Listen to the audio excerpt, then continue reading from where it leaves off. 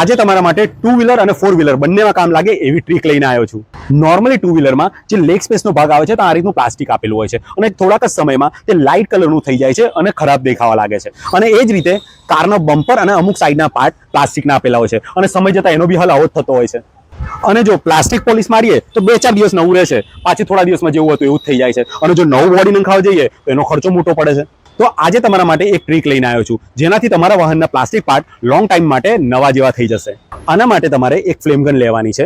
એને તમારે normal flame પર ચાલુ કરવાની છે અને આ તમારો જે પ્લાસ્ટિક પાર્ટ છે એના પર થોડું અંતર રાખી અને આ રીતે ફેરવવાની છે.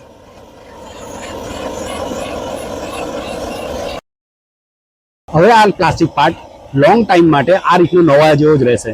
તમારા કોઈ બી ટુ વ્હીલરના પ્લાસ્ટિક પાર્ટ પર આ તમે યુઝ કરી શકો છો. તમે જોઈ શકો છો જે નવા જેવો ઓરિજિનલ કલર પાછો આની અંદર આવી જશે.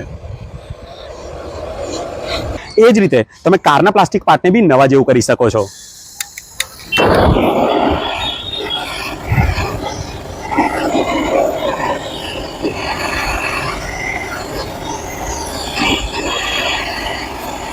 અને કારના સાઈડના જે પ્લાસ્ટિક પાર્ટ હોય છે એને બી તમે આ રીતે પેઇન્ટને પ્રોટેક્ટ કરી અને બ્લેક કરી દઈ શકો છો.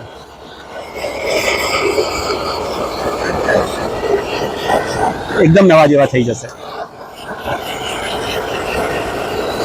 તો આ રીતે તમે તમારા કોઈ પણ વાહનના પ્લાસ્ટિક પાર્ટને ઓછા ખર્ચામાં નવા જેવા લોંગ ટાઈમ માટે કરી શકશો. આઈ હોપ આ ટ્રીક તમને કામ લાગશે. અને જો આ ફ્લેમ ગનની તમને લિંક જોઈતી હોય તો મેસેજમાં મને ફ્લેમ ગન લખીને મોકલો. Good day.